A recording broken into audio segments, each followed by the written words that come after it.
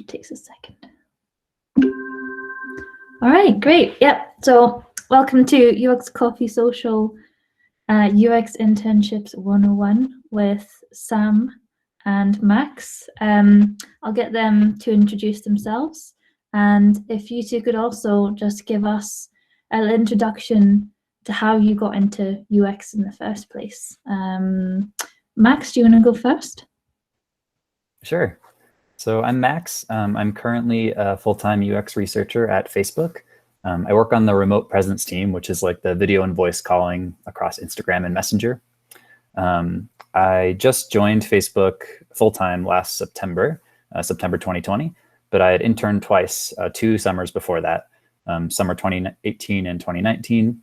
And I was a PhD student while I was, when I was doing those internships. Those are sort of like the summers of my PhD years.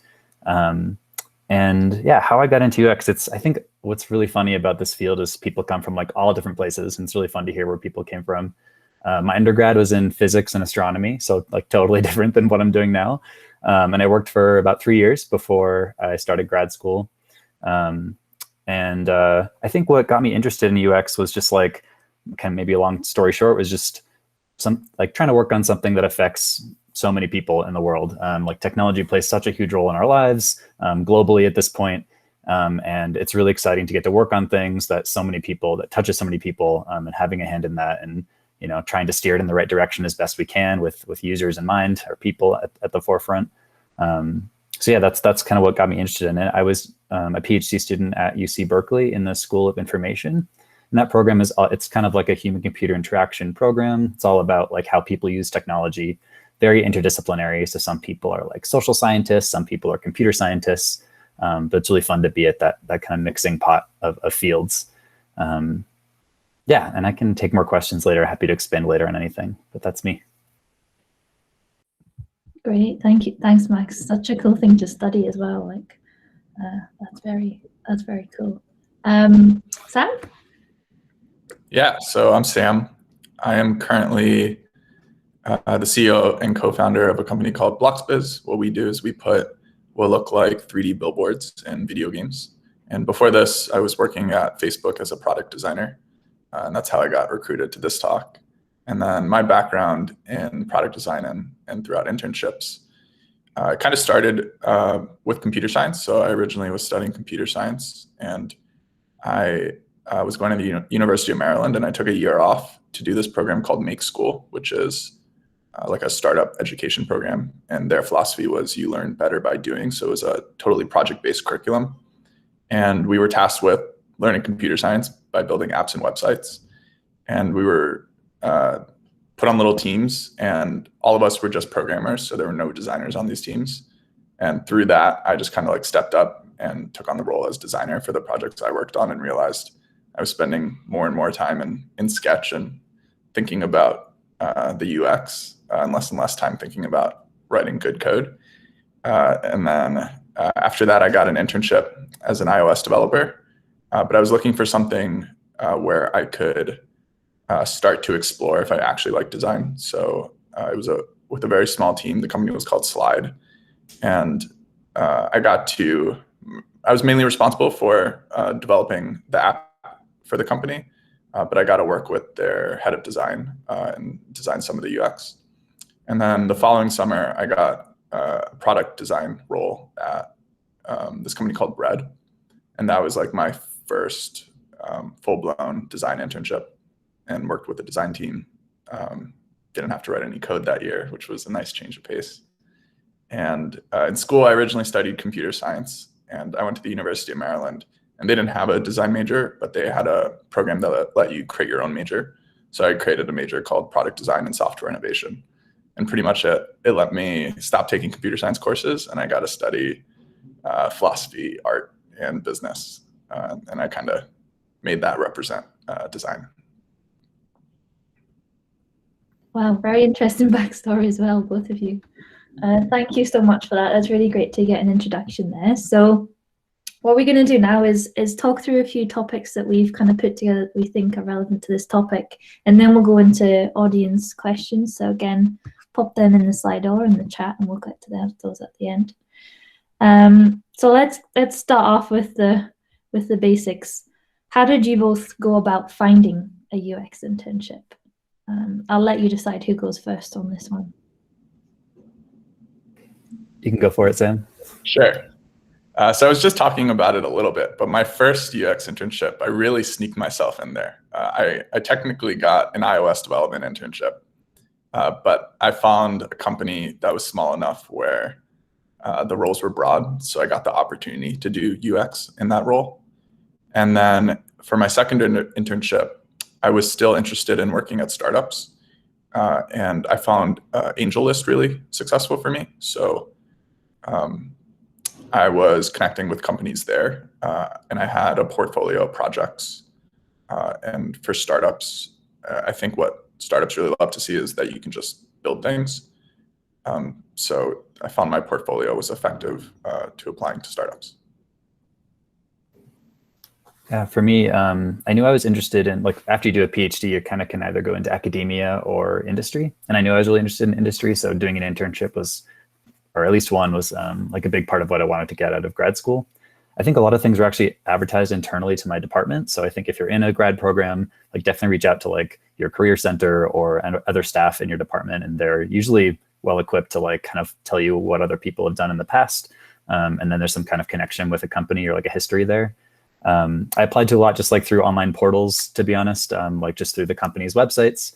And I think my second PhD year, that's the first time I applied to internships for the summer. I definitely didn't realize how early you need to apply. So a lot of them open up like the fall before the summer, which is strange because it's actually like the time between that and the internship is longer than the internship itself.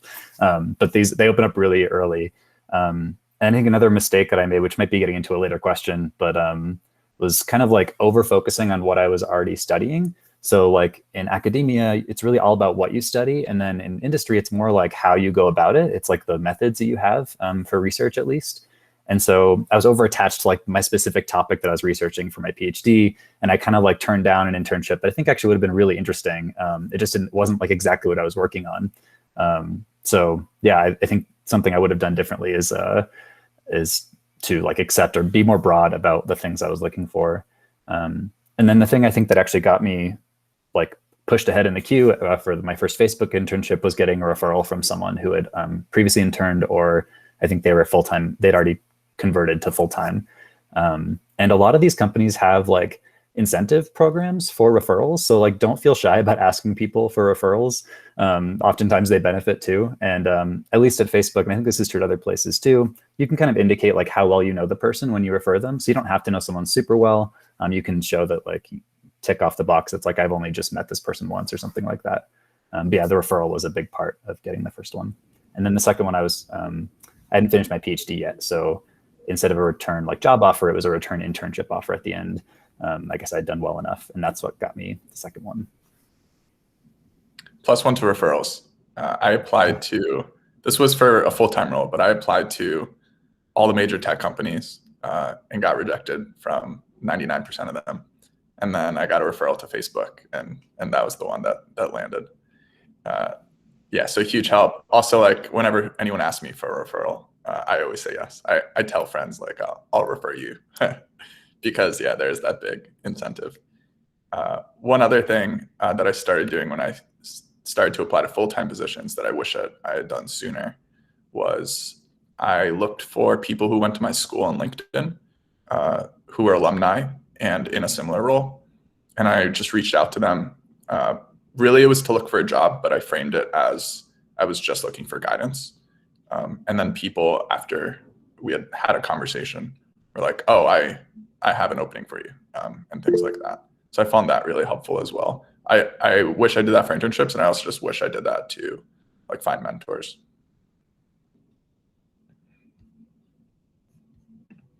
Great, thank you both. We've got some questions about that, so we'll get to them at the end. But on the same kind of thread, what did the application process itself look like? You've kind of touched on it a little bit, but maybe in a bit more detail. You know, like what did you have to prepare? What were the requirements? What did you have to get together in order to actually apply? Sure, I can take this one first. Definitely like the first part is sort of sending out your application. I guess even before that could be getting a referral. I think actually the best way to time a referral is like to either get the referral right before you submit your application, or maybe just having those things close together so they can easily find your application. But yeah, once I submitted that, I think for Facebook, there were like 3 different parts. One was just like a call with the recruiter, just like basically saying hello. It wasn't very, there wasn't like an agenda or like anything I had to prepare. It was just talking to the recruiter about then giving me information about the internship, letting me ask questions. The second step was like a skills interview. So this was for research. Typically in industry, you're kind of qualified or categorized as a qualitative or quantitative researcher. And so the skills interview, you kind of I picked one of those, and then I was interviewed by a current researcher at Facebook, where they gave me like sort of like a prompt, like if you had to design a study for this app to learn this thing, like what would you do? And kind of go through the whole process of like data collection, in the field, analysis, all those different steps you'd take. And then finally, the third one was presenting a project I'd done previously. So something that had to do with research. For me, it was like an academic, like a project I'd done for a class. And that was presented to like a panel of other researchers. And then that was like the last step before I heard back. And that process took like, I think it started in like October and ended in end of December. So it was a couple months over those like 3 steps. And then pretty soon after that, I found out. And then really soon after that, they wanted me to like make a decision. So that's something to keep in mind, is once you do get something offered, it's usually a pretty tight timeline. They want to like nail you down.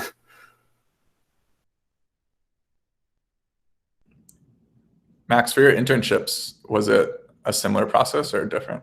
Oh, sorry, that was for my first internship. Oh, that was for the Facebook internship. And then there was no like additional interview because I converted from an internship to full-time.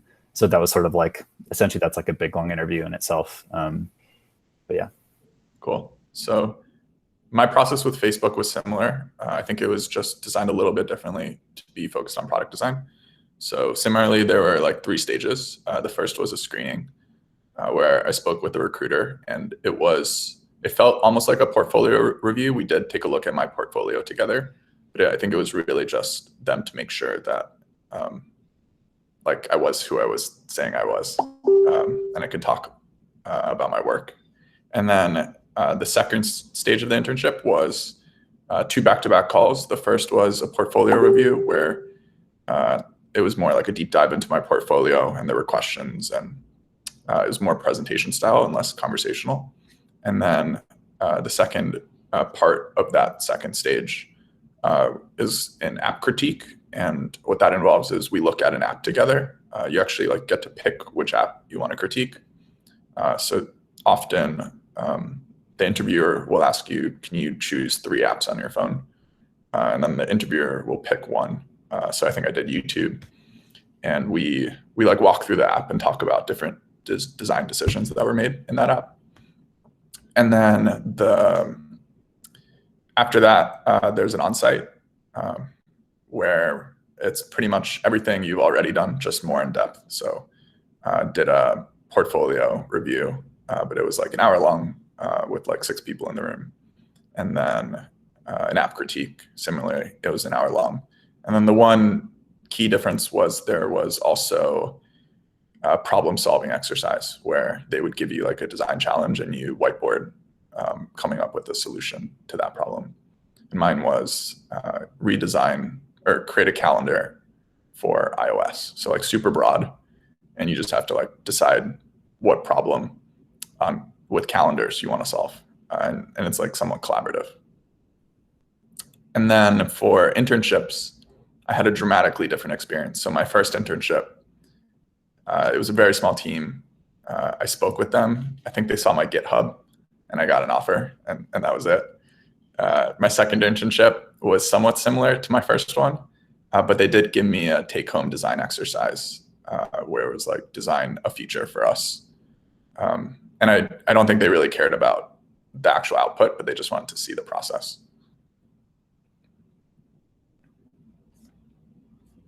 Great. And I think just to finish this part off, Max, you alluded to it earlier, but when should you start looking? And sort of as a secondary point to that, because I know, Sam, you've interned at startups, which are slightly different. How does that vary depending on where the internship is?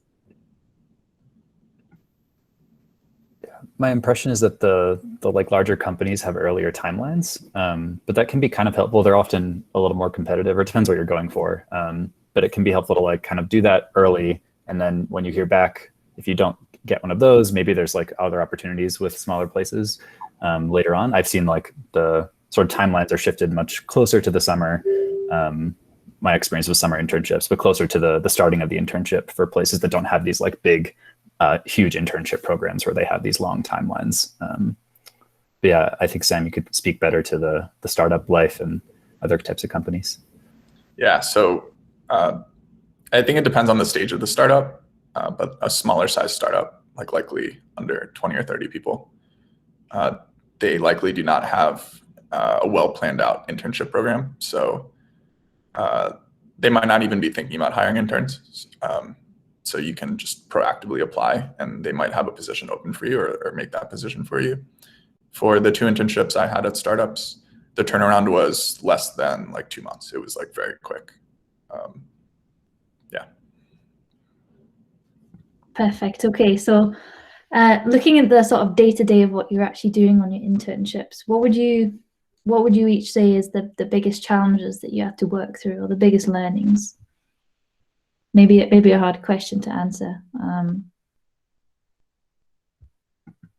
I can maybe start with one thought, and then we can maybe bounce back and forth, Max.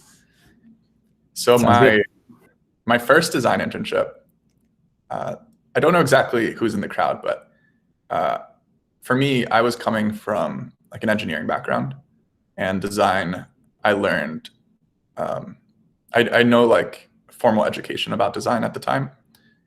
So I found myself just not really knowing like how to start the process. So I remember my design manager at the time saying like, just write down everything that needs to be there. So it was very like just learning the process. And I realized like, oh, this guy has a process. Let me ask him what his process is. So for my first internship, I think it was like my largest challenge was not knowing even how to do the process. And my largest takeaway is like there's a process you can have for design. And just learning, like realizing that there's a lot of different processes. So like you can ask people what is their process, and then replicate that for yourself. Yeah, I think in a similar vein of like sort of learning in school and then trying to apply it in real life is a big challenge. And transitioning from like academia to industry is a big shift, because in academic work, you're like perfecting something before you put it out there. Like you're writing like a journal article or giving a conference talk, and it's very much like very rigorous, very to the T. You include all the detail, and like then you put it out there, and that's kind of the end of your journey.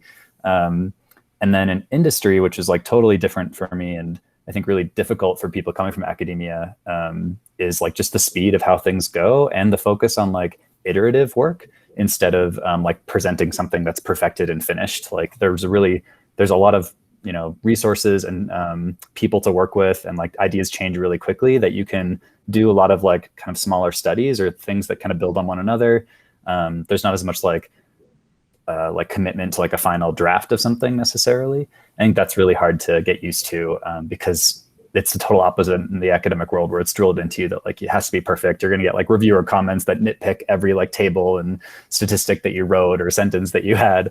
And that's very different from industry, where it's much more like submit your rough draft. Like you want to share things as soon as they become even remotely coalesced into a finding, because the teams are going to move really fast. There's a lot of other people besides design. There's product managers, a lot of engineers, just people who want to keep these things moving. And that's like really difficult to get used to. And then just like the information overload of like a place like Facebook, there's just so much going on that it's really easy and fun sometimes to get distracted by everything else. But internships are short. It's like a 12-week, the summer ones are 12 weeks. And you're trying to like execute on a full project, at least in that time. And yeah, you got to like kind of focus on the stuff that helps you get through it. Yeah, having stakeholders, I think was a big learning experience for me during my second internship. Yeah. We had this weekly check-in with a group of engineers, and it definitely took some time to understand like what were the key artifacts to share. And also like depending on the audience, you tailor what you're presenting to that different audience. So like with engineers, I remember sharing a chart and it had this very smooth line chart on it. And engineers asked, are you applying like some smoothing algorithm? Because there were no points on it. It was all like curves. And to me, it was like just a mock-up. Like I wasn't even thinking about that. So that was like a key moment where I realized that like what engineers are thinking about are very different than what the designers on the team are thinking about. Because I never got that question from the group of designers.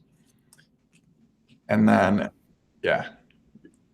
Oh, I just love the point about like presenting to different audiences, like kind of tailoring what you're gonna say, and also like you have to in industry compared to academia, a lot of the work, like I think they say like 30% or 50% of the job or something is about like communicating the findings for research. Like the only way that you have influence is by like working with your cross-functional partners. You're not the one building the product or designing the product or like spearheading it forward like the product managers are.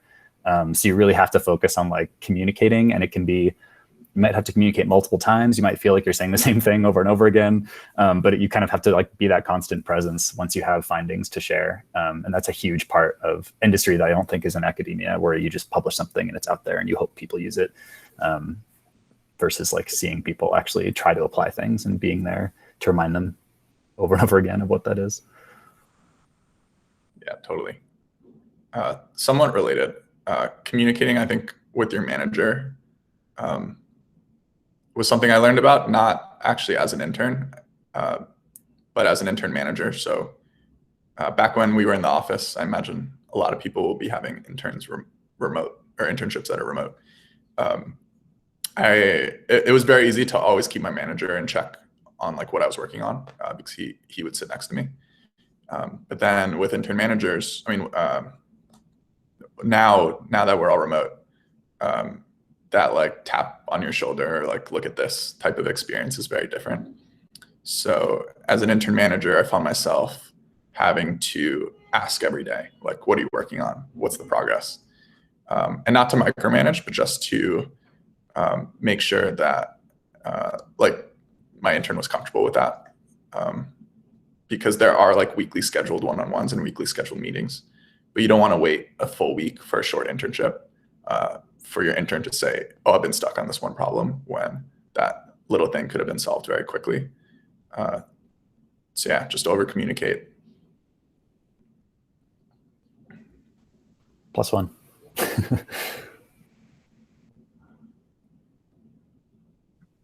Okay, I think we've got some more topics we can chat about, but I think because there's so many engagement with questions, I think we can start looking at some of those. Right, so let's follow up on one of the questions that was asked earlier when we were talking about referrals. When you get a referral, does it also work if the person referring you works at a different office than the one you're applying for? In my experience, it doesn't matter. It's usually like a company-wide process. At least for Facebook, you then I believe it's the applicant who then indicates like which offices they're interested in once they receive like the information to fill out after being referred. But it could matter for places that only have one office, for example. Like you don't want to be, I guess that would make sense. The referrer is going to be at that office. Yeah, I don't think it's not usually tied to the location in my experience. Yeah, I have the same experience because my experience was also at Facebook. The one thing I've also seen just more recently is that you can connect people directly with like a manager, and then I think they go through a similar referral process, but they're like directly assigned to that manager when going through the process. So I guess it might help to be in the same department, because you can put them in someone, or start a conversation with someone like more specific. Cool. What do you look for in an ideal internship candidate? So I know, Sam, you've hosted them, but I'm guessing, Max, you also have some ideas on what you would look for if you were going to host anyone. I'll let Sam take this for sure. Sure. The question was, What do I look for in an intern, or what do I look for in an internship as an intern? In a candidate, yeah, in an intern candidate. Oh, in a candidate. What's really great about Facebook is there's very clear criteria for how to evaluate product designers specifically. So interns are evaluated on the same criteria like full-time employees are evaluated. But the one, I think, key difference is that interns, what's more important is like rate of growth for interns. So like proactivity is one of the things that many Facebook employees are evaluated on. And with interns, you can get away with having weaker hard skills, but more proactivity, because as an intern manager, you can feel more confident that that person will step up to learn those hard skills through the internship. That being said, it's very helpful to have a foundation in all the hard skills. Also, something that's always just great to see is like portfolios, like specifically for product design. Portfolio is just like a resume. I don't think I've ever evaluated anyone on a resume. It's always been portfolios. Yeah, I think for research, there is somewhat of a focus on like the methods, like just that you have a breadth of different ways that you can attack questions, like research, plan a research project around. I think that's a big one. And then that like ability to communicate your findings. If you have any examples of working with like stakeholders in the past, or like Facebook talks a lot about impact. Like if you have any examples of how your research was used to influence something, it doesn't have to necessarily be a product, but just like some kind of decision that was made. I think that's like a big criteria, or that's like something that all Facebook researchers are evaluated on, and looks really good in an intern applicant. But yeah, other than that, I think it's like the research methods, because that's what you'll be executing on when you're there. Cool. Following on from that then, talking about portfolios and things, how would you prioritize components of your internship application package? So, your cover letter, your resume, portfolio, or, connection to someone at the company. How would you kind of approach that? What would you put most focus on? That's a good question. I think resume, connection to someone, like those things are maybe really good for getting in the door. Because I know with large companies, like there's thousands or who knows how many applicants, and they're screened very quickly and then narrowed down. So like a referral lets you skip the line, and then someone just starts looking at your portfolio and doesn't look at your resume. So when I went and applied to a lot of tech companies, I was pretty much auto-rejected. I remember I had some friends who said like you should add in keywords into your resume and just make it white text, because you're like missing something that's making you like auto-rejected. I've heard that like might actually work. I don't know if that's true or not. But then for kind of like the later stage of applying, at least for product design, I have found that like portfolio is really important. And like case studies and having work that shows like your different strengths. Yeah, I don't know if I never like followed up to ask like what parts of my application mattered the most in the process. It's hard to know from the side of like just applying. I think definitely knowing like the referral helped me a lot to get my foot in the door, like to even get the first kind of call, which then that sort of enables you to share all the experience you have, the things you bring to the role, why you're excited about it. I did have like a website that I made that had like it's not a design portfolio, but sort of like a research portfolio. Most PhD students or like academic people have like a CV, which is all of the publications you've done, or like publications you've had, or conference presentations you've given, poster presentations. I'd say those things don't like translate super well just in that CV format, where it's just like everything in a list. But if you can make it a little more visual, a little more parsable by a wider audience on something like a website that's easy to share, I think that can help people get an idea of like the kind of work that you've done, being specific about what you did for the project, like if it's a group thing, showing any deliverables you had. Like I think those can be easy ways for people to like quickly kind of glance at what you've done to help them make a decision on whether to invite you. to the next stage. They're probably not going to go through all of it in super detail. They just don't have a lot of time from my point of view, at least from what I hear. But that kind of thing can kind of capture their attention, I think. So I think this kind of follows on from that, and also kind of aligns with Max as well. Well, both of you actually sort of sound transition from engineering and design, Max from academia. For those of us coming from different fields or transitioning, any thoughts on how to best leverage the experience we do have for the internship applications? I can hop in. I think in general, like when going through hiring processes, there's like a balance of hard skills and soft skills. And I don't know if those are like the right two ways to categorize. But the hard skills would be like for product designers, like visual design, interaction design, product strategy, those types of things. But then the soft skills would be like collaboration, proactivity, intentionality, things like that. So for those soft skills, you can highlight those even with work that is not related to product design specifically. So I think I was able to highlight my proactivity by saying I built an app, even though it wasn't really like design focused. And I included that in my portfolio as a way to highlight that skill specifically. And I felt like that helped.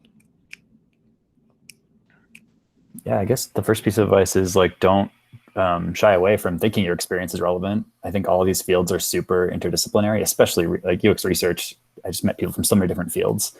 So don't like think that just because it wasn't something you did wasn't labeled HCI or UX research or UX related that it's not relevant.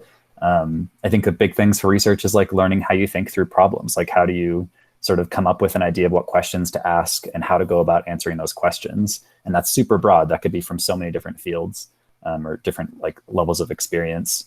And then, yeah, I think what maybe brings them all together is like some kind of method of going about answering questions. So whether it's qualitative, whether you're, really experienced with ethnographic work, doing participant observation of people using something, or even just like out in some different culture that you've been studying, or doing interviews, or if you're really on the quantitative side and you've done a lot of statistical analyses and like done like things like surveys, those are all really relevant. It doesn't really matter that they're not about a tech product necessarily. It's like that skill you can still bring to the table.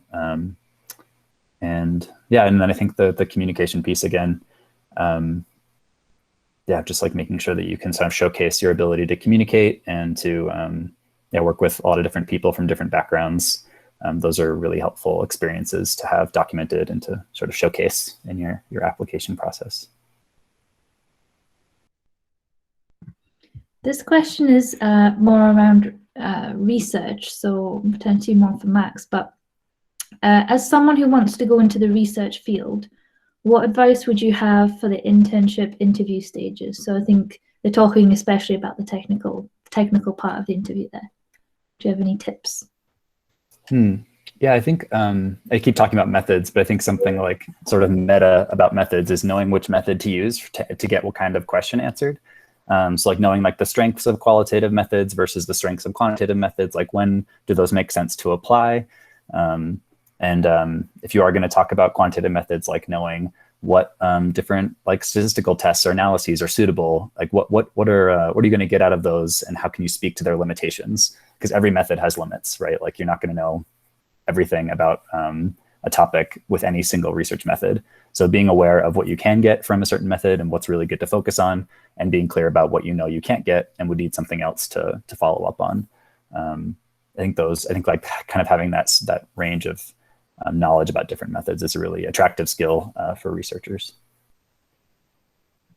Great, and I think this is a more general question, and it might also depend on the role and the hiring manager. But we've got a question here: how many case studies are recommended to have in a portfolio? So maybe you just talk about what you both did for yours. Well, for your website, Max, as well. Yeah, I think I had like 2 different like sort of academic projects that I'd done like some kind of conference talk or like poster presentation on, and I just like showed some figures from that and a short description of it and a link to those like bigger versions of things if people wanted them. And I think I had like 3 different class projects. So they were like, I was lucky that the grad program I was in, the course is really designed around like having something at the end that you could share in like something like a portfolio. So looking for those opportunities, if in any sorts of like classes you're taking, to do those larger projects with a group where you play some kind of role and kind of saying like your whole process of coming up with an idea and how you executed on it. So I included like 3 of those. I think I labeled them in like small text that they were class projects, but they kind of all blended together. You can sort of like call something an entry no matter what level of fidelity it is, but you can really make it clear like what you've done and how it's relevant to the job. Yeah. For me, what I've seen is that it's common to talk about 2 portfolio pieces during interviews. That being said, I feel like it's more about like making sure you're covering all the different aspects you think are important for the internship. So let's say you had a collection of like very small projects. I think there could be a strategy to like call that your visual design portfolio piece and kind of group them all into one, and then have another project that complements that is less about visual design and more about the other aspects of design. But yeah, I think having 2 strong pieces though is just what is shown in interviews from what I've seen. Is there from what you've seen and from the people that you've hired, do you recommend making it clear in the portfolio who you collaborated with for the projects that you've worked on a team? Yeah, so this question comes up from the interviewer side frequently, just to understand 2 things. To understand like if you, like what was the amount of ownership you had in the project? So knowing if there's other designers you collaborated with. And then also back to that like collaboration aspect. So like, were you communicating with an engineering team and you have like cross-functional experience? Yeah. I think similarly, like showing that you've worked with other people on some of these things is really useful, but then indicating like what your role was, like what level of ownership, like Sam said, you had of what pieces of the project were really yours versus what did other people work with. I think it's definitely not a good idea to pretend that you did everything yourself when you didn't, because people will catch you on that when they ask you questions. But yeah. Yeah, all fair points. Okay, so slight change of track here. Maybe also slightly more for Sam, since you've done a little bit of this.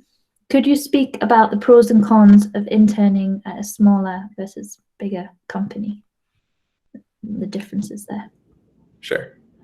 So at a small company, what you get is a lot of flexibility in your role.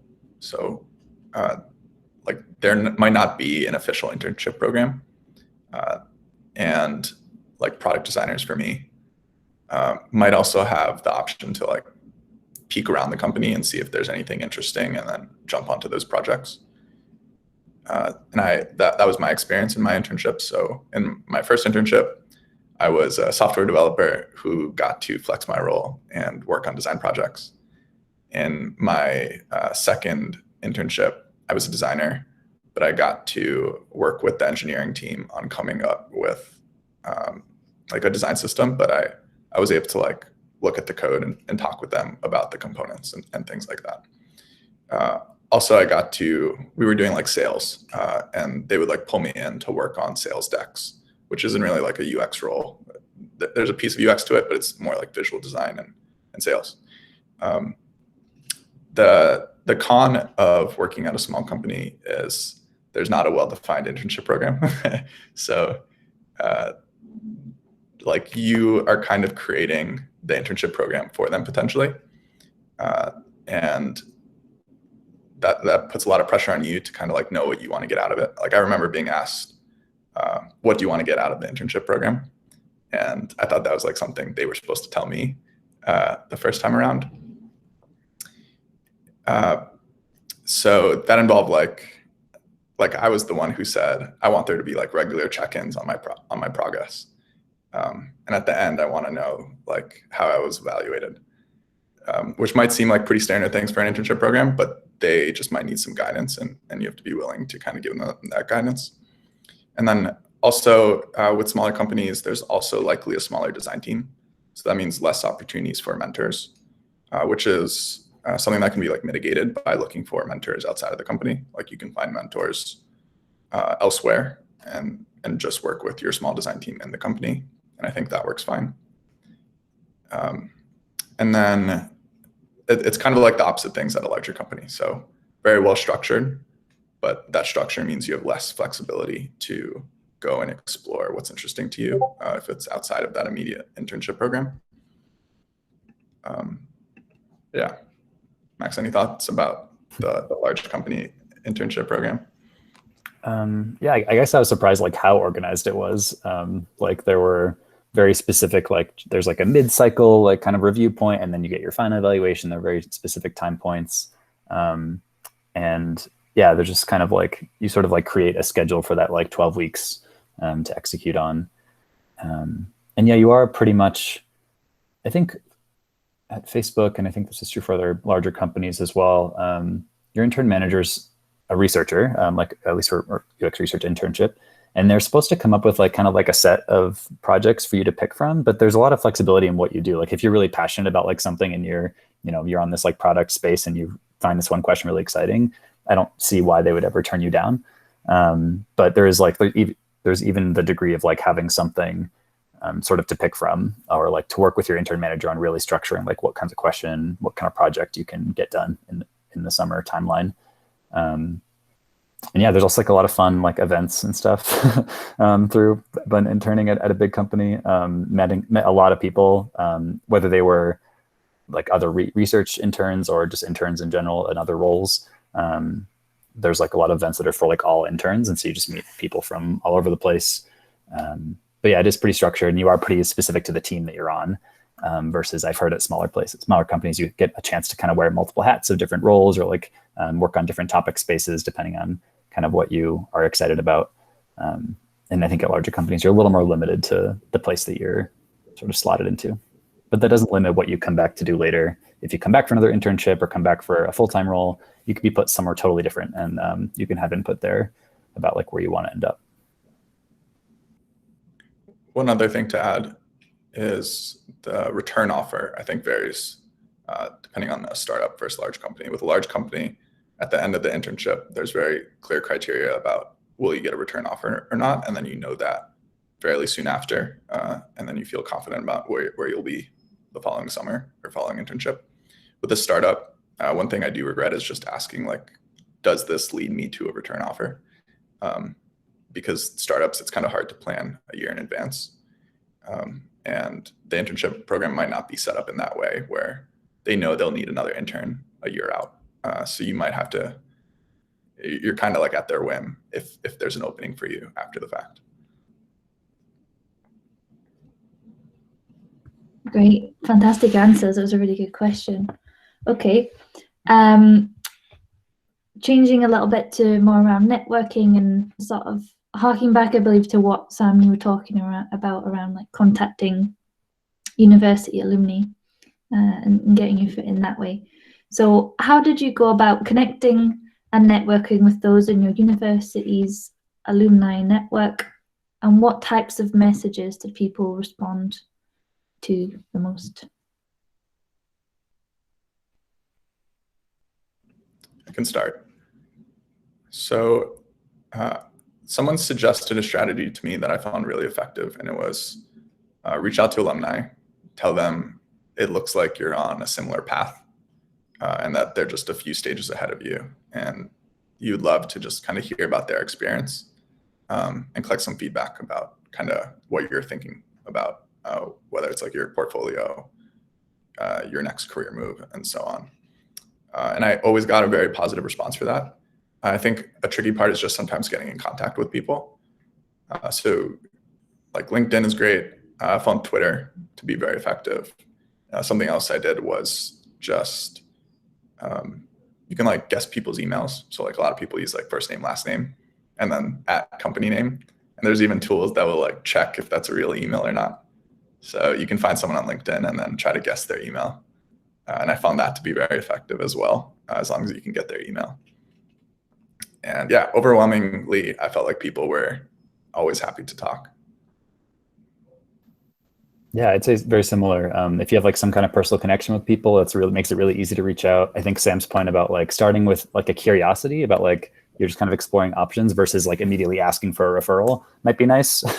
Just to sort of like, I think it's sort of what you should be doing anyways, like finding out more about things before you commit to something. And it also sort of helps like start the conversation on an easier path. And then you can kind of find out later if a referral is a possibility, or if they're if they're willing to do something like that.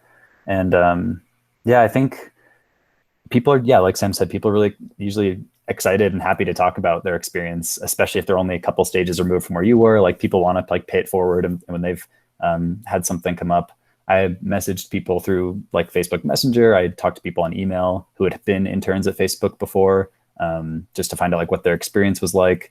And then, having people in my program who had worked there, that was really easy way to connect and just ask what was it like. And one of them put my name in as a referral eventually. Awesome, thank you. So there are a couple of questions about bootcamps and UX certifications. So this might be a tricky one to answer if you haven't used any of them or explored them, but are there any online UX certifications or courses that you would recommend, and are they worth it to make your application stand out from your experience? I can't speak directly to any. I haven't done any myself. I think if it gets you something you can show in an application, like if it gets you like something you could put in a portfolio, if it gets you experience with those skills that you know you need to talk about in an interview, to be able to execute on research projects, I think those can be really valuable. I don't get the impression that they're like seen as like a required certification of any kind. I think it's more like, what have you done? What in your previous roles or in school or anything you've done, how does it apply to the role that you're applying to? I don't know, Sam, do you have any experience with these sorts of programs? I don't myself. I think I agree though with what you're saying. I think it's less the certificate and more the work you would produce in that type of program that would be more important. Yeah. But that's just a guess, to be honest. I think a lot of internship programs, at least at big companies, are designed around people being students. But there are programs within these companies, like Facebook has like a research associate program, and that's for people who like aren't currently a student and they have like some interesting background, but it applies to research and they want to get into research. And usually like shorter term, like employment type things, similar to an internship. It's kind of like a tryout or like a training program that then can like convert to a more full-time thing. So if you're not currently a student, some of the internship programs might not directly apply because some of these pipelines are built specifically around like the summer break and you have to be a student to qualify. But there are opportunities for people who are not currently students as well.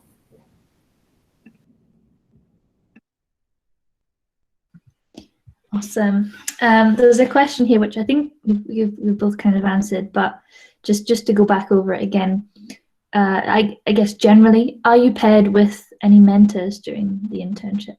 Do you have a specific point of contact? At Facebook, as a researcher intern, yes, you definitely have like a research or intern manager. Oftentimes there are people who want to become manager, like research managers at the company. So this is sort of like a training ground for them too. But there are UX researchers who've been there for, I think, at least a year. And yeah, you're really closely paired with them and working with them very closely throughout the summer. Yeah, my experience at Facebook was similar. As an intern manager, my intern had me for support. They also got paired with another designer, like a full-time designer as an additional buddy. And then they also had like their core group of interns. And in that core group of interns, there were multiple people who specialized on like the tools and other things that were there for support as well. So there was a good amount of support. And then my experience at startups was I was always paired with a buddy as well, who would usually be my manager.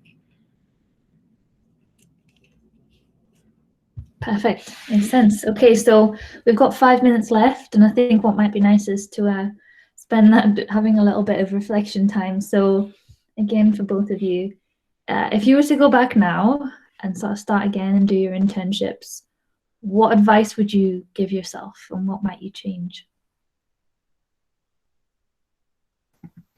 I think I touched on this a little bit earlier, but I can expand. Yeah, in academic work, you're like really focused on one topic, but don't be overly attached to that topic, because industry, it's going to be hard to find something that fits exactly what you're studying. Oftentimes PhDs are very specific. You're doing something really particular, and it's going to be tough to find something that fits that. But any experience in industry is really helpful in like the next step. So like even if that internship isn't exactly what you wanted, which kind of happened in my first Facebook internship, it was a team that I wasn't like particularly passionate about, but it taught me so much about like how research worked in industry. And that was so valuable, both like in terms of personally learning and also getting to that next stage of like applying, getting on a team that I was more excited about. And then, yeah, don't be shy about reaching out to people. I think I still like I was, and I think I still am sometimes, about like, oh, they're not going to want to talk to me, or like, they're too busy. It can't really hurt to reach out with like a polite, email or message. And the worst thing is they don't respond, and that's okay. It's not the end of the world. Yeah, and ask people questions, hear about their experiences, because that's just really helpful in like kind of seeing what's even out there, because it's hard to even know what jobs exist before you start doing one. And that's a big part of the process. Yeah, that latter point, I think, would have been my biggest takeaway.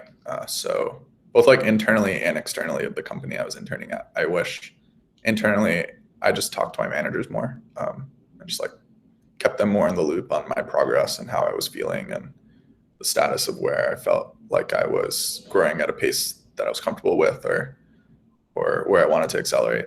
And then externally, found mentors outside of the company to like complement my mentors within the companies. Something else I wish I had done is, like I mentioned earlier, was like ask about the internship program and what happens at the end. And I think that was something I figured out at the end of the internships and probably should have known about sooner. Yeah, those two things. Great. Well, do you have anything else to add to that, Max? I don't think so. Great. Well, thank you both so much. Like, all of those answers were really, really detailed, and it was so good to have like both of your perspectives on all of that. And thanks everybody for the questions as well. We had so many, so yeah, getting some thanks from them as well. So yeah, thank you so much. We've recorded this, so we'll put it up onto YouTube afterwards. But thank you all for your time. I'm gonna stop the recording now.